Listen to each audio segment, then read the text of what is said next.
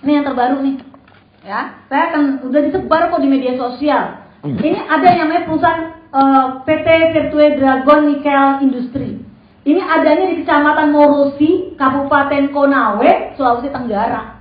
Di mana satu, ya, tidak ada upah lembur. Jam kerjanya melebihi daripada 40 jam seminggu. Lebih daripada itu, melebihi jam kerja. Kebebasan berserikat tidak ada. Seluruh ribuan tambak udang ikan sekitar perusahaan mati. CSR tidak ada untuk lingkungan. 8 orang tenaga kerja Indonesia, 30-nya, jadi 8 banding 30 nih. 8 orang tenaga kerja lokal Indonesia, 30-nya orang Cina, tenaga kerja asal Cina. Bahasanya bahasa Cina. Setiap hari orang Indonesia, pekerja Indonesia diajarin bahasa Cina. Terbalik. Ini bener serius, nggak dibayar. Ada saksinya masih hidup, datang kok ke kantor kami, datang. Jadi mereka diajarin setiap hari kursus bahasa Cina. Jadi kita, orang kita, Indonesia yang harus bisa bahasa Cina. Kan ngaco, bukannya orang dia. Lalu ada yang lebih parah nih. Saya ingin menggugah perasaan Anda sebagai rakyat Indonesia. Saya nggak rasis ya, tapi ini fakta terjadi. Anak-anak kami, anak-anak Indonesia yang kerja di sana, tugasnya itu mesin. Dia bagian mesin. Ingat, sarjana S1, bagian mesin. Dia ditempatkan bagian mesin, tapi dia dapat 2 pekerjaan. Sisanya Pak Said Iqbal, dia suruh ngambil makanan dan minuman orang-orang Cina itu. Banyak yang berantem Pak, banyak yang tonjok-tonjokan karena harga diri. Anak-anak itu karyawan kita Indonesia, ambilin makanan, udah kayak babu, mohon maaf. Udah kayak pesuruh di negeri sendiri, kan gila. Saya sedih bener ngedengarnya. Akhirnya mereka pada keluar, pada berantem, dipecat, nggak boleh sholat Jumat. Apa-apaan kayak gini? Pertanyaan kami adalah, pertanyaan saya, buat apa investasi? Ngapain ada investasi kalau kayak gini? Udah harga diri anak-anak kita ini diinjak-injak, harga diri bangsa ini diinjak, ngapain? Kita menjual harga diri kita hanya untuk investasi. Buat apa? Buat apa? Ini kerja untuk siapa pemerintah negeri ini? Pertanyaan besar saya. Saya ingin membangkitkan semangat nasionalisme kawan-kawan. Ini hati-hati kawan-kawan. Saya bukan memprovokasi. Tapi cepat atau lambat kalau kita diam saja, untungnya ada KSPI. Satu-satunya ya, saya ingatkan. Coba ditanya kemana-mana. Satu-satunya Konfederasi Serikat Pekerja Indonesia atau KSPI yang konsen terhadap ini. Mereka semua tidak peduli.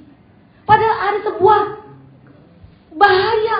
Satu, nih hati-hati, bahaya ideologi. Kita kan beda, kita Pancasila. 2, bahaya yang namanya keamanan negara. Disinyalir, diduga mereka mantan napi, mereka mantan tentara. Karena memang betul di sana 50% tentara Cina itu dikurangi, sisanya diberikan pekerjaan salah satunya ke Indonesia. Kita bisa bayangin suatu saat dikasih senjata, bisa loh kita dihajar. Kamu bisa apa? Cuma bisa berdoa Tuhan kepada Tuhan. Tapi sebelum terlambat, yuk kita bangkit bersama-sama untuk menolak ini.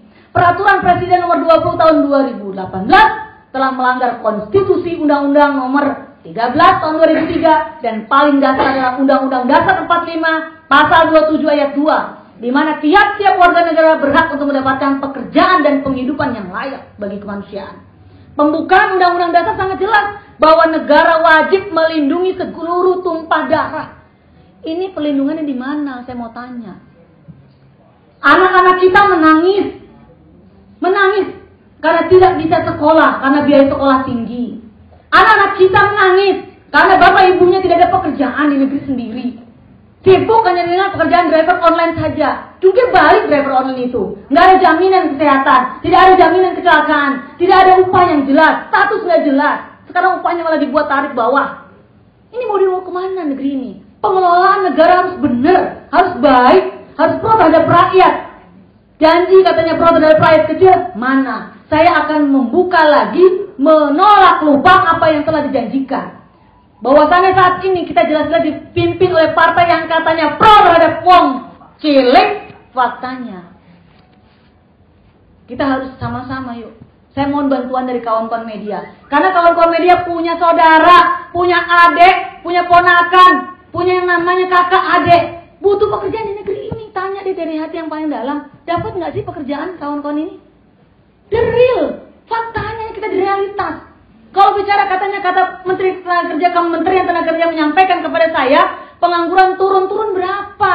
Nggak sebanding. Kalau dikatakan head to head, orang tenaga kerja Indonesia aja banyak di luar negeri. Pekerjaan yang dilakukan oleh tenaga kerja Indonesia yang di luar negeri tidak ada yang mau ngambil kecuali dari Indonesia. Betul apa enggak? Coba lihat, cek deh. Pekerjaan yang sekarang dilakukan tenaga kerja Indonesia yang di luar negeri tidak ada yang mau ngambil. Mohon maaf, kan pekerjaan rumah tangga. Gak ada yang ngambil, gak ada orangnya juga di luar negeri. Makanya ada kita. Tapi gak begitu juga kali. Kenapa orang asing yang dalam hal ini Cina ya, datang ke sini dengan mudah, diberikan karpet merah, diberikan angin segar. Tapi bagi kami, angin buruk ini. Bukan angin segar. Yuk, investasi silahkan. Kita sudah ada contoh investasi Jepang. Ini sangat strict banget, patuh terhadap peraturan undang-undang tenaga kerja, patuh terhadap peraturan negeri ini. Toh tidak ada pekerja Jepang yang kasar, yang tukang elas, yang supir, yang mandor, yang security, yang catering, tidak ada dari Jepang. Mana? Saya mau tanya, ada nggak sih orang Jepang yang nyupir di pabriknya itu gantiin pekerjaan kasar kita? Nggak ada. Hanya ada di sini nih. Salah satu contoh, Virtual Dragon Nickel Industri ini. Ini supir ada, tukang las ada, cateringnya ada, mandornya ada, securitynya ada. Ini ada di sini. Ini udah saya sebutin tadi alamatnya. Kalau saya bilang hoax, silakan aja Anda ke sana. Ajak Konawe, Morosi, Kecamatan Morosi, Kabupaten Konawe, Sulawesi Tenggara. Itu hampir tiap hari. Hampir tiap hari banyak yang berantem gara-gara dia ditolak, diminta untuk ngambilin makanan sama minuman. Saya kira itu kawan-kawan media. Mohon bantuannya